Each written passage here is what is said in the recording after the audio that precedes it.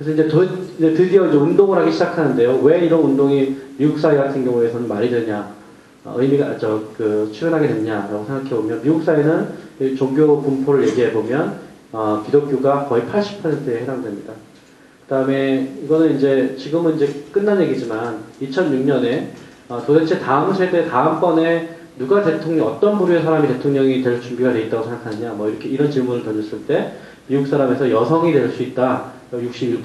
그 다음에, 흑인이 될 수 있다, 58%. 결국 우리가 오바마가 된 거를 우리가 알 수 있죠. 힐러리 클린턴이 떨어지고요.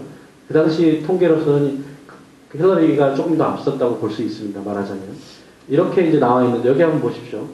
에이티스트, 무신론자가, 여기 좀 잘렸는데요. 무신론자가 보면, 몰몬교가 30% 정도거든요. 몰몬교보다 조금 작고, 그 퍼센티지가. 여기는 뭐냐면, 레즈비언들입니다. 그러니까 동성애자보다 조금 높아요. 다시 말해서 무신론자는 미국 사회를 대표하는 그런 대통령이 될 자격이 없다라고 많은 사람들이 생각하는 거죠. 그러니까 미국 사회 같은 경우에는 기독교 국가라고 볼 수 있습니다. 이런 측면에서 보면. 그런 상황에서 그동안 똑똑한 무신론자들이, 지식 무신론자들이 자기가 그냥 그 개인적인 활동들을 많이 해왔는데요. 그거를, 더 이상 그러지 말고, 이제는 좀 뭔가 그 사회적인 운동을 해야 되겠다.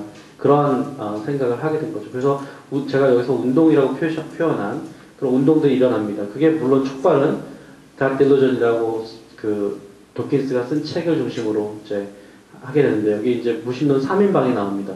아이디에 3인방이 있듯이 무신론이 3인방이 있는데, 좀 여기 좀 굉장히 무섭게 돼 있죠. 도킨스, 샘 해리스는 그 신앙의 종말인가요? 우리나라 이렇게 번역이 돼 있던데, The End of Faith라는 책을 써서 또 사실은 도킨스 이전에 많이 떴던 사람입니다. 그 다음에 이 사람은 이제 다니엘 데닛이고요. 다니엘 데닛의 Breaking the Spell. 이거 뭐 제목은 잘 모르겠지만 여기 보시면 종교라는 거, Religion as Natural Phenomenon이라고 하는 게 있어요. 종교라는 것이 자연현상이다.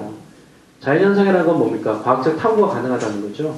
그래서 그 책을 썼고요. 그 다음에 신은 위대하지 않다. 이건 크리스토프 히친스라는 사람 쓴 그 언론 저널리스트가 쓴 책입니다. 이런 책들을 중심으로 무신론 운동을 펼치고 있고, 여러분 잘 아시는 리처드 도킨스 파운데이션을 만들어서 이렇게 뭐 아웃 캠페인도 벌이고 있고요. 이렇게 그 종교 없는 세상을 꿈꾸라는 그런 운동을 하고 있습니다. 사실 제가 잠깐 지나가는 얘기를 드리면, 만들어진 시인이라고 하는 책을 저한테 번역 의뢰가 들어왔던 건 아니고요. 그 책을 판권을 사냐 마냐 이런 거를 저한테 물은 적이 있습니다. 그 김영사라는 출판사에서 사장님이 저한테 이거 책을 좀 하려고 그러는데 어떻게 생각하냐. 근데 이제 그게 굉장히 높았어요. 그거 밝힐 수는 없는데 그 카피를 사는 게요. 저는 그 정도는 아닌 것 같습니다. 왜냐하면 돈키스가 종교에 대해서 한 얘기들을 제가 다 알고 있는데 별로 새로운 얘기 없습니다. 그렇게 말씀을 드렸죠. 근데 그 말씀을 그냥 참고만 하시고 그 판권을 사버리셨죠. 사서 이제 그 대박을 치신, 제 말을 들으셨다면 아마 굉장히 저를 지금도 원망하고 계실 상황이었는데, 저는 아주 굉장히 가슴을 쓸어내렸습니다. 근데 저는 그때 몰랐던 게 뭐냐면, 이 책을 가지고 도킨스가 운동을 할 줄은 몰랐어요. 이걸 알았으면 제가 분명히 사라고 했을 겁니다. 도킨스가 낸 책 중에서 감히 말씀드리자면 이 책이 아마 가장 많이 팔릴 겁니다. 왜냐하면 이 책을 가지고 운동을 하고 있기 때문이죠. 그래서 사람들이 비판하죠. 이 책 너무 논리가 허술하다. 여러분, 어떤 책을 가지고 운동을 할 때 보면 운동서가 무슨 굉장히 치밀한 책 보셨습니까? 사실 운동을 이끄는 책은 감정이 호소하고 뭔가 중심 메시지는 있지만, 그것을 그 중심 메시지를 전달하기 위해서 여러 가지 방법을 동원하는 거거든요. 그런 종류의 책입니다. 물론 탄탄한 논리도 있지만 또 어떤 부분은 굉장히 정치적인 그런 논의가 담겨있는 책이죠. 그런 상황을 이해를 해야 될 것 같고요. 그래서 아까 크리스찬 children, 무슬림 children 이런 얘기를 합니다. 우리나라는 동자승 이런 거겠죠. 얘들 지금 그 도킨스의 관점에서 보면 학대를 당하고 있는 모습이죠. 그죠? 네. 그래서 샘 해리스가 아까 샘 해리스가 여러분 잘 아시는 아마 딕 워린이라는 사람 아실 겁니다. 목적이 이끄는 삶이라는 책. 아주 기독교에서 대박을 낸 책이죠. 그 책의 저자하고 같이 디베이트를 하는 관계이고요. 그 다음에 데닛이 부디스트 스터디즈에 가서 콜롬비아 대학인 것 같습니다. 그래서 대담하는 그런 일도 했고, 아까 오프라 윈프리 얘기했었죠. 그 다음에 재밌는 건 여기 보시면 2007년에 여기 보십시오. 아까 제가 말씀드린 3인방, 4인방 도킨스, 데닛, 해리스, 히친슨이 이 사람들이 한 사람만 와도 무슨 어떤 강연에다 무슨 모임이다 그러면 대박을 칠 텐데 네 사람이 다 왔습니다. 이건 정말 대단한 사건이죠. 뭔가 자기를 희생하고 온 거예요. 말하자면 이 대단한 각자 개인의 플레이를 다 할 수 있는 사람들이. 그건 뭐냐면, 그러니까 그야말로 스타, 빅 피겨들이 다 온 거죠. 그거는 뭐냐면, 지금 에이티즘을 뭔가 운동화하자는 측면에서 지금, 뭔가 일을 벌이고 있는 겁니다. 이거는 사실은 굉장히 독특한 거예요. 무신론은 사실 무신론이 새로운 게 뭐가 있습니까? 무신론 예전부터 있었거든요. 근데, 과학을 가지고 무신론을 전개하는 것과, 그 다음에 무신론을 운동화하는 거는 저는 인류의 역사에서 처음 있는 일이라고 생각합니다. 이건 굉장히 대단히 지식의 역사에서 대단히 의미 있는 사건이다 이렇게 생각합니다. 근데 그게 과학의 영역에서 보면 최근만 들어와도 사실 도킨스가 처음 한 건 아니죠. 잘 아시는 칼 세이건이 코스모스나 그 다음에 컨택트라는 영화를 통해서 어떤 무신론적 전통을 이어갔던 운동을 시작했던 사람이라고 볼 수 있고요.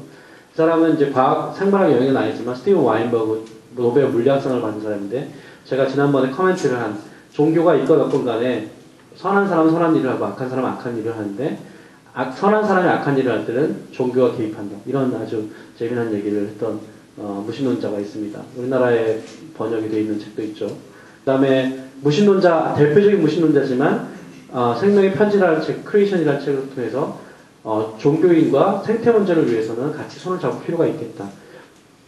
인신론적인 대립 그만하고 잠시가 아니라 우리 인류가 당면한 최고의 문제, 생태와 환경 문제를 위해서는 손을 잡자라고 하는 그런 주장들을 펼쳤던 사람입니다. 그래서 조금 어떻게 보면은 전투적인 무신론자는 절대 아니죠. 지금의 관점에서 보면 전투적인 무신론자의 입장을 그동안 견지해 왔는데 최근에 지금 벌어지는 변화라고 볼 수 있습니다. 이게 이제 남은 시간이 좀 많이 지났는데요. 이게 이제 제가 하고 싶은 핵심인데요. 종교라고 하는 것을 이렇게 이제는 이제 어떤 뚜렷한 흐름이라고 볼 수 있냐면 종교를 굉장히 객관화하는 겁니다. 종교라는 거를 개인적인 일이고 그거는 서로 간섭하지 말아야 되고 왜냐하면 그거는 그 사람의 어떤 인생관과 관련된 거니까 그런 식의 어떤 개인화된 종교에서 타자화된 종교, 객관화된 종교, 자연 현상으로서의 종교 이걸 바라보는 것이 저는 무신론 운동이 갖고 있는 이론적인 힘이라고 생각하거든요. 그 이론적인 힘을 우리가 얘기해 볼 수 있다면 종교에 대한 진화론적 이해라고 볼 수 있겠죠. 적어도 세 가지 이론이 있습니다. 하나는 적응이다, 종교라는 게. 하나는 어떤 인지 적응의 하나의 부산물이다. 그 다음에 이건 밈과 같은 것이다. 이렇게 얘기를 할 수 있을 텐데요. 그걸 각각 표현해 보면 이렇습니다. 제가 간단히 설명을 해드릴게요. 제 책에 이 종교 전쟁이라는 챕터에 자세한 얘기가 있습니다. 적응이라는 얘기는 이런 거죠. 수렵 채집기에 매일 사냥을 하러 나가야 되고 그런 상황인데 어디에 가면 뭐가 있는지 잘 모르고 굉장히 맨날 의사결정을 해야 되는데 그 의사결정 를 돕기 위해서 잘하기 위해서 어떤 사람이 어느 날 신에게 우리가 지금 알지 못하는 존재가 있는데 그 존재한테 물어보자. 이런 식으로 시작을 했다고 해봅시다. 여기서 종교에 대해서 진화론적인 이해를 한다는 얘기는 그때 그 종교라고 하는 거는 초월적 존재에 대한 믿음을 갖고 있는 종교를 얘기하는 겁니다. 그러니까 유신론적 전통의 종교를 얘기하는 거예요. 그렇지 않은 종교도 있지 않습니까? 그렇지 않은 종교에 대해서는 잘 해당이 되지 않습니다. 왜 초월자에 대한 믿음들이 생기게 됐는가? 그게 왜 지금도 유지되고 있는가? 그리고 유지될 뿐만 아니라 우리를 이렇게 옥죄고 있는가? 혹은 우리를 컨트롤하고 있는가? 우리를 어떤 의미에서 변화시키고 있는가, 좋은 뜻이든 나쁜 뜻이든 그 질문을 하고 있는 거거든요.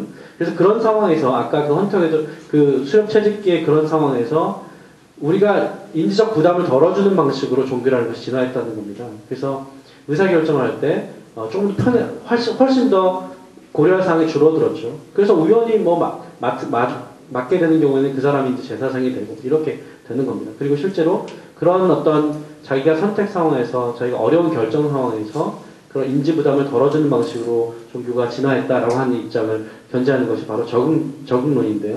근데 그런 적응론이 사실은 보면 뭐 에드워드 윌슨 같은 경우는 통섭에서도 한 챕터에 쓰고 있듯이 그런데 외계인이 와서 우리가 갖고 있는 어떤 종교 현상들을 보면 마치 우리가 동물들의 어떤 그 동물들이 있는데 그 동물들의 서열 행동이 있습니다. 그 가장 우두머리 사회적인 동물들의 경우에는 우두머리에게 복종함으로써 우두머리도 좋고 복종하는 개체도 좋은 거죠. 왜냐하면 그렇게 했을 때 자기 적응도를 높이기 때문에 공동체에서 살아가는 거를 더 잘 할 수 있기 때문에 그래서 예컨대 외계인 생물학자가 있다면 그 사람이 보기에는 종교라는 것도 가장 초월적인 존재에 대한 신 예컨대 그 다음에 제사장 등등등 이제 하이라키컬하다는 거죠. 그거하고 동물들의 그 서열 행동하고 사실은 본질적으로 같다고 볼 수 있다는 겁니다. 이게 그래서 어떤 하나의 적응이라는 거죠. 초월자에 대한 믿음이. 이게 이제 또 윌슨에 대한 얘기라면 이 사람은 이제 뭐 집단의 어떤 그 유대를 위해서 그런 종교가 작용했다. 그런 종교가 진화했다라고 주장하는 사람이 있습니다. 어쨌든 이런 종교가 적응이라는 입장인데요. 이 종교가 적이라는 입장은 기본적으로 어떤 문제가 있냐면 되게 뭐 말이 되는 것 같이 보이지만 이런 부분이 이제 이해가 안 되는 거예요.